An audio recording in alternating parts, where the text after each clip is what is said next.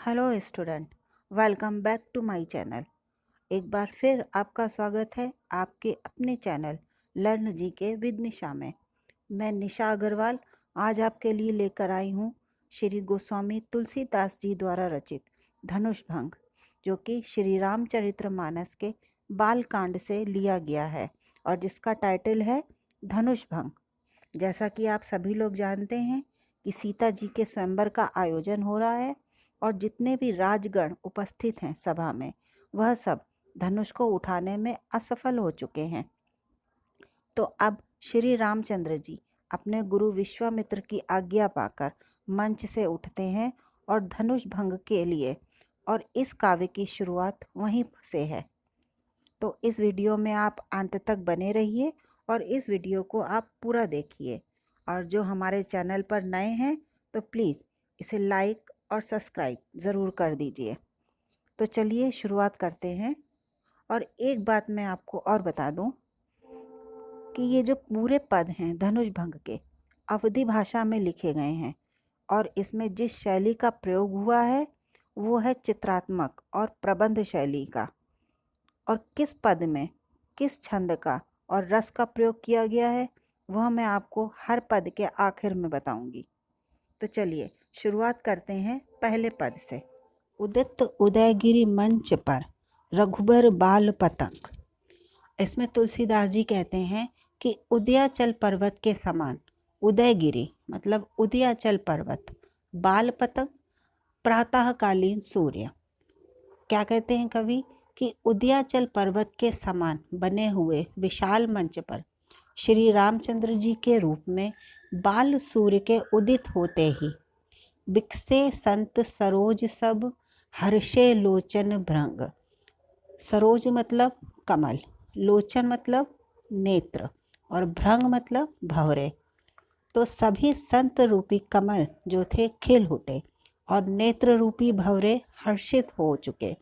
इसका आशय यह है कि श्री रामचंद्र जी के मंच पर चढ़ते ही सभा में उपस्थित सभी सज्जन पुरुष अत्यधिक प्रसन्न हो गए। नृपह केरी आसा निसिनासी बचत नखत अवलीन प्रकाशी।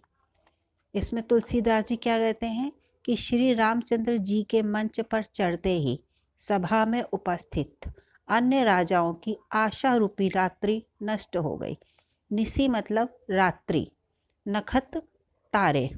तो श्री रामचंद्र जी के मंच पर चढ़ते ही सभा में उपस्थित अन्य राजाओं की आशा रूपी रात्रि नष्ट हो गई और उनके वचन रूपी तारों का समूह, जो कि वचन रूपी तारों का समूह था, उनका चमकना बंद हो गया, अर्थात वे मौन हो गए। मानी महिप कुमुद सकुचाने कपटी भूप उलूक लुकाने। अभिमानी राजा रूपी कुमुद संकुचित हो गए और कपटी राजा रूपी उल्लू सारे छिप गए। मानी मतलब अभिमानी, लुकाने छिपना। भय बिशोक कोक मुनि देवा बरसहि सुमन जनावहि सेवा। इसमें तुलसीदास जी क्या कहते हैं, मुनि और देवता रूपी चकवे, कोक मतलब कोयल, तो मुनि और देवता रूपी चकवे शोक रहित अर्थात प्रसन्न हो गए और वे फूलों की वर्षा करके अपनी सेवा अनुग्रह प्रकट करने लगे। बरसहि सुमन जनावहि सेवा, फूलों की वर्षा करके अपनी सेवा का अनुग्रह प्रकट करने लगे। गुरु पद बंदी सहित अनुरागा राम मुनि सन आयसु मांगा। आयसु मतलब आज्ञा। इसके पश्चात श्री रामचंद्र जी ने अत्यधिक स्नेह के साथ अपने गुरु विश्वामित्र के चरणों की वंदना की और वंदना करने के पश्चात वहां पर उपस्थित सभी अन्य ऋषि मुनियों से आज्ञा मांगी। सहज सहज चले सकल जग स्वामी मत मंजू बर कुंजर गामी।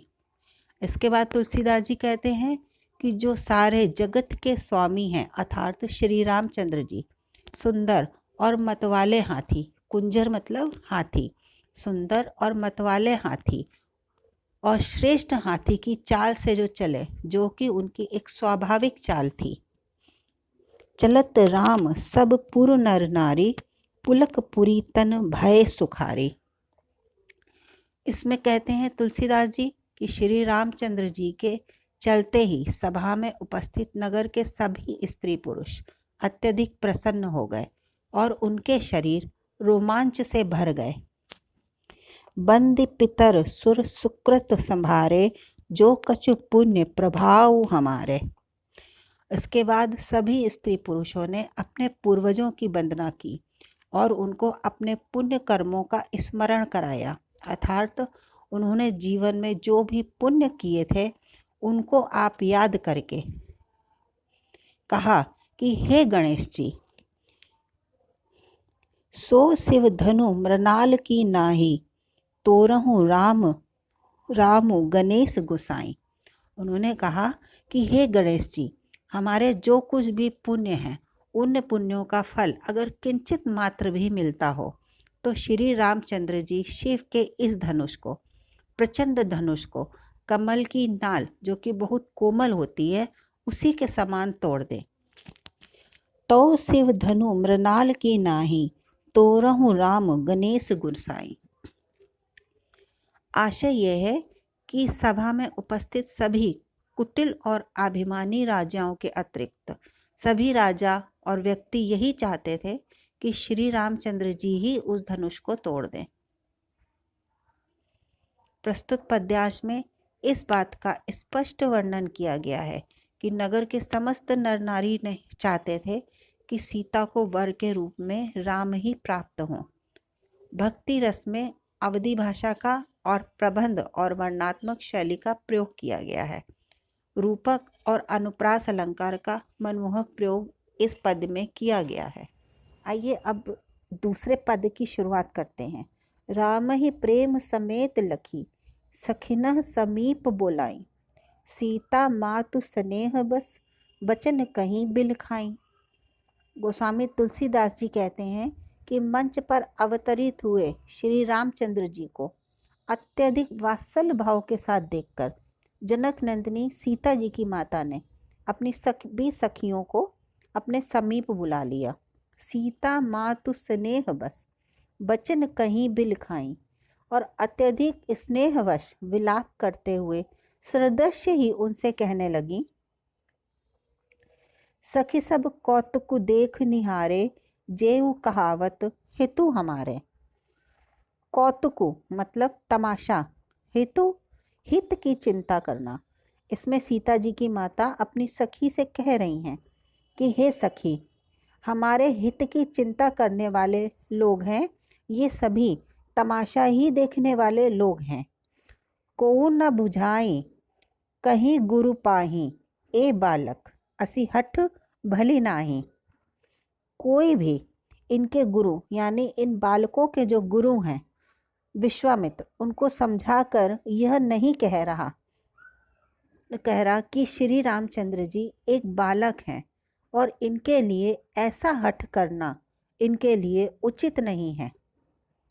रावण बाण छुआ नहीं चापा, हारे सकल भूप करी धापा। चापा मतलब धनुष, दापा घमंड।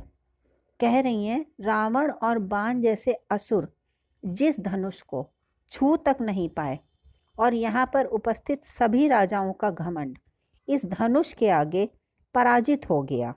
सो धनु राज कुंवर कर देही, बाल मराल की मंदर लेही।